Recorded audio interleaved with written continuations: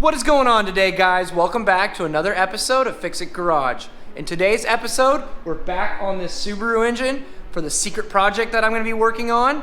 Today, we're going to get the timing belt all done, and I'll kind of show you guys how you're supposed to time the motors so that when you put the belt on, everything's in time and it'll run how it should. Up first, we need to put on our cam gears. We have a left and we have a right cam gear. The way to tell the difference is actually very simple. So I have both cam gears here, and from the front, they look a little different, but the big thing is on the back. You'll notice that this one has different little marks on it. Well, that is for cam timing. That is for the cam sensor right here. This cam gear needs to go on the side of the cam sensor, so this is gonna be this side's cam gear, and then we'll put the other one on the other side. Each of them have a 17mm bolt. Recommend looking in your Subaru manuals for the torque spec. I torque them a little bit differently, but I don't recommend you do it this way. So let's go ahead and put these on. We're also gonna put the keyway in the crank gear and get the crank gear on so we can rotate that so we can start timing this engine.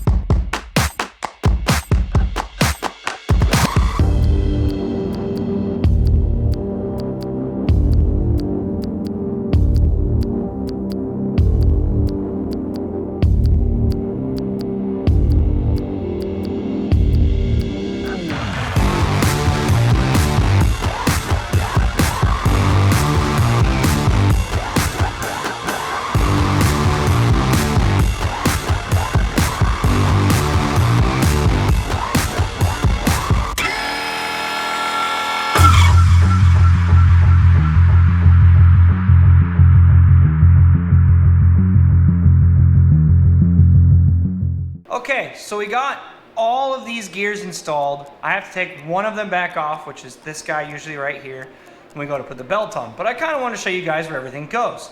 So you have your crank here, you have your cams here, and then you have your 3 idlers, and then your tensioner. And this is this tensioner off of an EJ25. So some people will run this, and other people like to run the traditional factory one, which I'm not going to use, but that's personal preference. We're going to go ahead and we're going to use this tensioner. I like it on my EJ25, so we're going to use it on this one too. So the things that you guys need to be aware of when you're timing an engine is making sure that all 3 of these are in time. So first, let's have a look at the crank, because the crank actually has multiple timing marks on it. Looking at the crank gear, this is the mark that we're going to be using. This is your TDC mark. This tells you your cylinder 1 top dead center. But this is your timing mark. Subaru wants you to line this mark up with this little dimple on the oil pump. That is your timing mark for timing the engine. So don't mistake that for this when you're timing it. This is so you know you're on cylinder 1 when you're turning the engine around and checking your timing, which we will have to do later. The cam gears have one mark and an arrow, an up arrow, which again, that'll be come into play later on. But right now, there's a little dent right here. Ignore this white paint. I don't know why this is here. Whoever did that did not have it in the right spot. There's a mark right there, and there's an indent right there. These two need to be lined up when you're timing the engine, and it is the same for the other gear. So now that we have all of it timed, we can go ahead and we can put on our timing belt. So we're gonna go ahead and do that right now.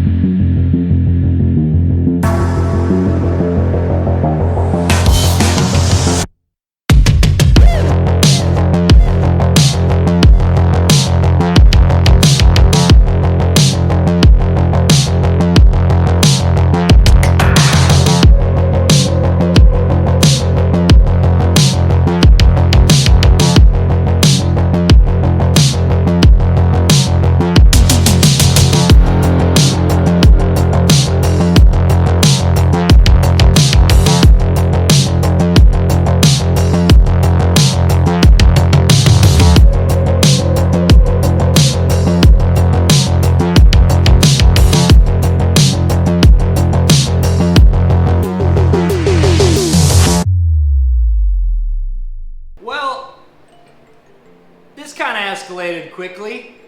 Last thing you guys saw, I was putting on a timing belt, and now here we are with the heads off. So I got the timing belt on and made sure it was all timed, and I noticed the engine would only rotate about 180 degrees, and it would stick. It would not roll over. Every time the pistons hit TDC, it would get tight. It would not want to spin. And I knew it wasn't the valves, so we had to kind of take a look at what's going on. And I found the problem, which if I grab this and I grab another part, I can show you guys exactly what went wrong. So here is a brand new Subaru head gasket for a 2.2 liter. Brand new in bag. I literally just got back from the store picking these things up. Here's the head gasket we took off of the motor that I just took apart. And what I'm going to show you guys, that if you line them up perfectly, you will see that this head gasket is right here on the inside. The sealing ring is actually inside. So what I found out was they accidentally gave me the head gaskets for a 1.8 liter, which would have a smaller diameter bore for the smaller pistons. So the problem is the pistons were hitting the sealing ring of the head gasket, which was causing the engine to not spin. So now I'm going to clean everything up and put it all back together. For you guys, it's gonna be a quick transition. For me, it's gonna be a little while to clean everything up and put it all back together. But I will check in with you guys as soon as I got this thing all back together. Well, we're back to where we left off. That was kind of a scary little moment that I had there with this thing not wanting to turn. But I'm really glad it was something as simple as the head gaskets. I was able to fix that in a couple hours with cleaning and everything. So now it is all fixed. I've actually got the belt on. So we're right where we left off, so I can show you guys about spinning the motor, checking the timing, and pulling out the pin for the tensioner. So we're gonna go ahead and resume right where we were supposed to be before I found this issue. So here's the timing belt all installed, guys. You guys can see how we have it routed right here. It goes over the crank, under the tensioner, around this cam, over the water pump, around this toothed idler gear, another idler gear, to the other cam, back over another idler, and back to the crank. Right now there's a pin right here. We'll go ahead and zoom in so you guys can see it. There's this pin right here. That is holding the tensioner. It's actually free spinning because it's already tensioned. So the things you want to check is you want to make sure that this is lined up here. This arrow is lined up here. And lastly, you want to make sure that this one is lined up. When you're happy with all three of them, you can go ahead and you can pull this pin, which I already did. I got a little excited, so I just kind of stuck it in there a little bit. So the pin is now pulled. The next thing we want to do is we want to roll the engine around at least 3 revolutions by hand. We can check for any timing issues or binding issues, which is how I found the pistons not wanting to rotate and the wrong head gasket issue. I found that when I went to go hand rotate this engine. So we're gonna go ahead and we're gonna test it right now. We're gonna check our timing and we're gonna make sure that everything is good to go.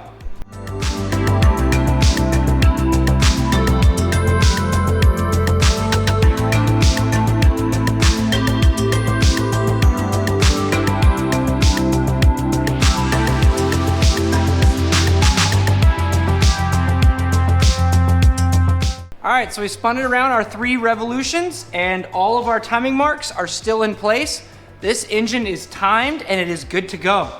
So that is probably all we're gonna do for today because I'm really tired from having to fix the heads again. That was kind of an interesting little moment that we had there. Alrighty guys, that is gonna do it for today's video. Lesson learned today. When you buy new parts, make sure you compare them to the old ones and make sure they're the right part numbers. Always double check yourself. So that you're not putting on the wrong head gaskets and having to take it all back apart and put it all back together again. That was not fun. But the timing belt's on. This thing is really close. I'm thinking maybe 1 more video, 2 tops, depending on how long each one is. And we'll be done with this thing, and then I can reveal to you guys what it is going in. You're still really not gonna wanna miss this. I promise you, it's gonna be awesome. But that being said, thank you guys all for watching. As always, if you guys like what you saw, remember to smash that like button, leave questions and comments down below, and remember to click that subscribe button so you don't miss any future Fix-It Garage videos. Also, make sure you click that notification bell so you guys are notified when I put up a new video.